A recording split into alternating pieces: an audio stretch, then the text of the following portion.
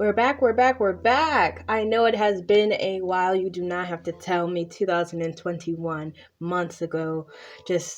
Yeah. Anyway, the reason why I didn't post another episode of Dangerous Fellows is because I played it, and for some reason it didn't record like 2 episodes. And I was like, oh, dang, well, if I skip 2 episodes, I'm probably not going to want to see it. But I do want to actually finish the game. So do mind that I did, it didn't record 2 episodes, but we can keep going and see what happens, I'm sorry about that, guys. I wish I could go back and redo them, but I wasn't able to find a possibility to do that. So welcome back, my coffee cakes, to another episode of Dangerous Fellows. Let's see what is in store for us next. I'm excited. It's been a while. I'm already fresh-minded. I probably need a recap, but we're going to just jump into it and see how it treats us today. All right. Episode 7. All right. I lay down to catch some rest, but I ended up just rolling back and forth on my blanket. Judy woke up from her nap and lightly shook my shoulder. It seemed like she thought I was still asleep. Wake up. It's almost dinner time. Okay. Tired from lack of sleep, I rubbed my eyes and I slowly got up from my bed. We chit-chatted about Judy's strange dreams as we opened the door to the main classroom. Hey. Hi. Did you get some rest? He always looked like he wasn't getting enough rest. Not really. I had some things to take care of. Let's see. I could have helped. Like what? I could have helped. You should have told us. Are you worried about me? Lawrence smiled and shook his head. I was just making a list of things we need to do. You're more than welcome to help me later. How about making sure everyone gets something to eat? Oh yeah, where's the bread and biscuits and honey buns? And I can help with that. The others gathered around the table, and I placed our dinner on top of them. Oh, isn't this cream buns? Eugene snatched one from the desk and started complaining. These go bad really quickly, even when it's this cold outside, I still remember eating this last time and getting food poisoning. Just shut up and eat, man.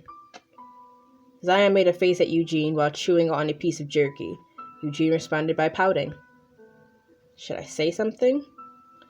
Nope!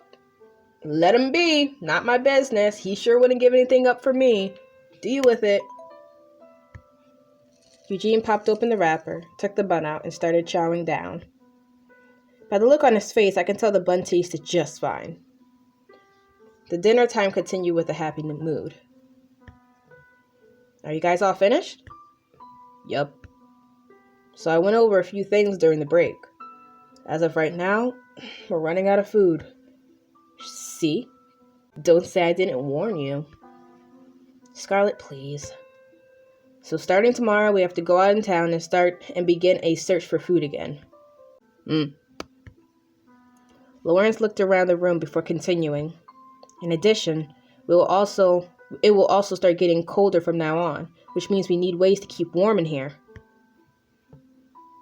We need to think carefully about this. It might not be a good idea to sleep spread out in separate rooms. Bro, I really like having my own room, though. Feel free to freeze to death then, man. I wish those heaters worked. Well, there's no use since the power's down. Do you think the power's down everywhere? Probably. Scarlett answered with a frown. It seemed like she didn't really like the thought of sharing rooms with me. I wonder why. She was always such a great fan of us. What would have... You know what? Don't worry, we're doing just fine without power so far. Since anything, we can find what would be of help. We should start looking more carefully from now on. We still haven't found where that key goes either. That's true. The meeting went on for a while longer before Lawrence decided to talk about the remaining topics the following day. Knowing I wouldn't be able to sleep, I lingered at the edge of the desk I was sitting on. Everyone already left. Why aren't you going? Harry. Just thinking about stuff. I gave him a vague response and pulled the curtains back slightly. The night sky over the silent city looked quite amazing. Without the lights out, I couldn't see any zombies, and the entire city looked peaceful, as if nothing ever happened. Harry took a seat on the desk next to me, looking out the window together. We silently gazed at the stars when... Is there something bothering you? I turned at him and looked him in the eyes. He looked concerned. I felt like Harry was kind and understanding enough to trust me. Harry, I think there's something in the school. Harry kept listening to me calmly. I carefully continued speaking. I first noticed it when I went to the library with Zion. And this morning, me and Judy were trapped in our room, too. We barely managed to get out. And upstairs, you know where all the homerooms are? There was something in that hallway, too. It started chasing me, but I just managed to escape. I hope I wasn't making him worry by telling him all this. But if it really was something dangerous, I really didn't want to keep it to myself. It's a good decision. We should have told him sooner. I'm not entirely sure about this, but I think it wasn't a zombie. Okay, wait a second. Ooh, that music stopped. I get it. I understand what you're trying to say. That must have been really scary. Don't worry, I'll talk with Lawrence about it. If there's anything else I can do to help you, you have to let me know, okay? I'm here for you. I don't like how that music stopped, but we should never say anything that makes one of the group seem suspicious. I looked at Harry and nodded. Well, I wasn't pointing out Scarlet. I'm just saying something. I don't know. Might look, smell, and be Scarlet, but I don't know for sure. I understood him. Once you start suspecting someone, it'll only get worse from there. Sorry. I guess I wasn't being very thoughtful. No, it's okay. I mean, I'm sure you really felt something was wrong. Harry hesitated for a second and lowered his voice. Did anyone tell you about how we used to stay in the middle school building next door? Oh, yeah. Ethan did. When we first got there, it was quite a nice place. We were many survivors, and we had plenty of food. Then one day, a fight broke out. That's not what Ethan had told me. I heard you guys were attacked by zombies. That comes later.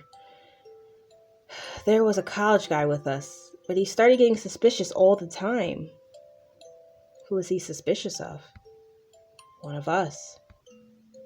Sorry, I don't want you to judge or have any prejudice against that person if I told you who. Oh, of course, no, I understand. Got it. Anyways, that incident divided us into cliques, and people stopped getting along. I didn't get the whole thing.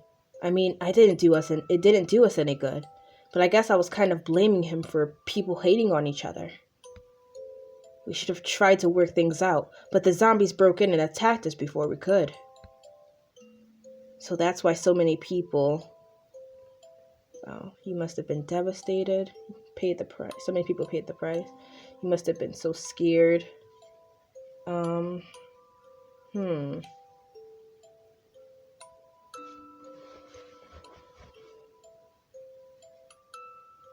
I guess paid the price, right? I don't know.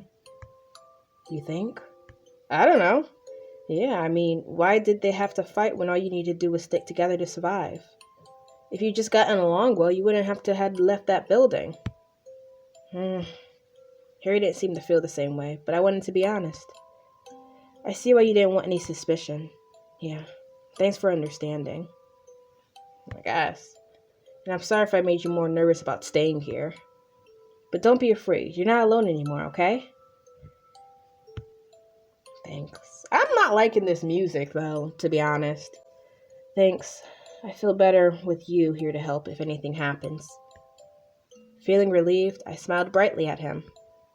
I guess I was being too paranoid about everything, and I was doubtful for no reason. No. We heard sounds and we ran from something. That is still a legit concern. We are not passing that off with this little discussion, which should only make us more suspicious, if anything else. Let's get through this together. Yeah, together. But what about what you told me? Do you want to go investigating with me tomorrow? Weren't we supposed to go and find food outside? Everyone will take turns like we do with the night watches. It doesn't really matter who goes first. And after hearing your story, I feel like we need to do some more careful checking in the school. Yeah, sounds good. It's always nice to have someone trustworthy to help. No, we're using that word now.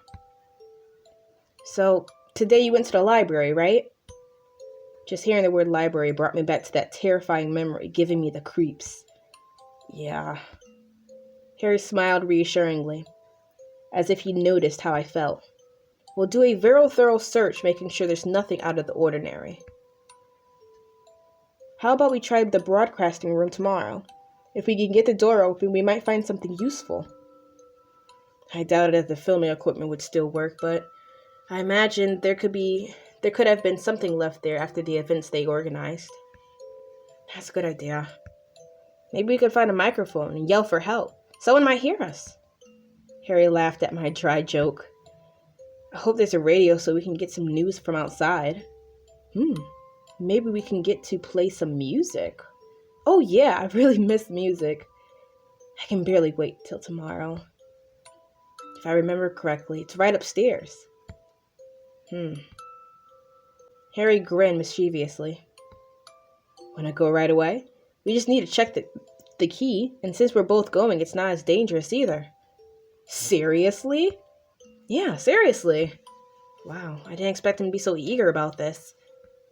Or was he trying to help me to ease my anxiety? I don't know. I'll take either. But we have to make it real quick. And if anything happens, even a little bit weird, we return here right away. Sounds good. Oh yeah, we really about to do this? The fact that I wasn't alone this time was very comforting. I walked up the stairs next to Harry with light footsteps. I didn't feel scared thanks to Harry talking all the way there. The bright moonlight shone through the windows, illuminating the hallway. Oh, it's right here. The broadcasting room was on the right next to the stairway. Yeah, that's why I figured we could check it out right away. Why don't you try out the key? I grabbed the key and tried putting it in the doorknob. Oh? The key didn't fit the lock, but the lightly shaking door felt strange. I put the key back in my pocket and tried opening the door gently. So the key worked. Good thing we came here. It didn't. The door wasn't locked. You didn't know that? What? That's impossible. I think I've checked this door 3 or 4 times since we decided to stay here. Did it get unlocked after that? But we have a rule to tell everyone about rooms that are accessible. Since we can't afford keeping secrets from one another. Looking at him, I could tell he definitely wasn't joking. He carefully stepped inside. He looked visibly nervous as he swallowed, and I took a quick glance back at the hallway. After ensuring nothing was there, I followed Harry into the room. It looked surprisingly untouched. The room was filled with cameras, headsets, and cables scattered all over the place. It was too dark to see anything else. You probably won't need cameras, right? I've always wanted to try filming stuff, but this is way too big. But it's strange. The door? No.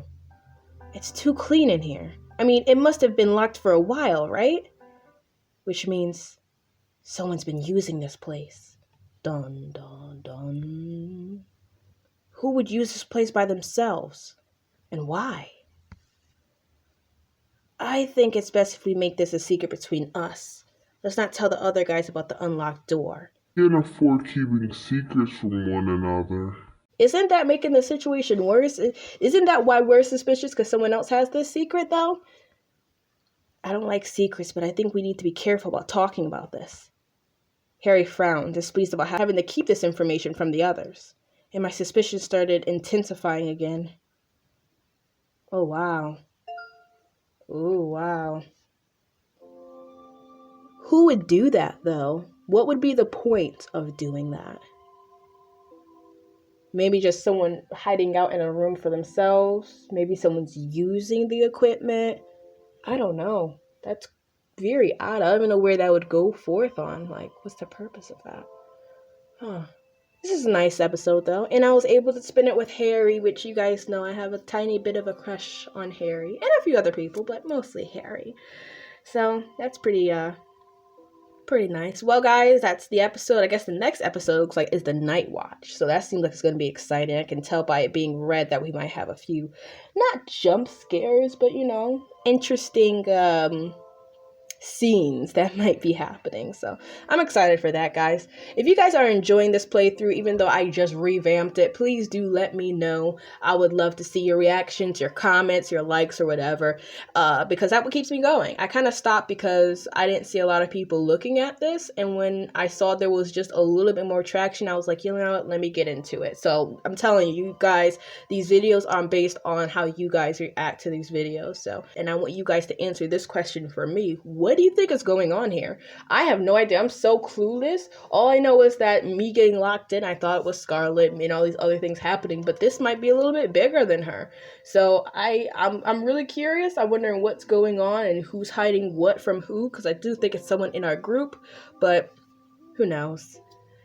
Well, until we find out on the next episode, hopefully, I hope you guys have a great day. God bless you. God bless your timeline. And stay tuned for another episode of Dangerous Fellows.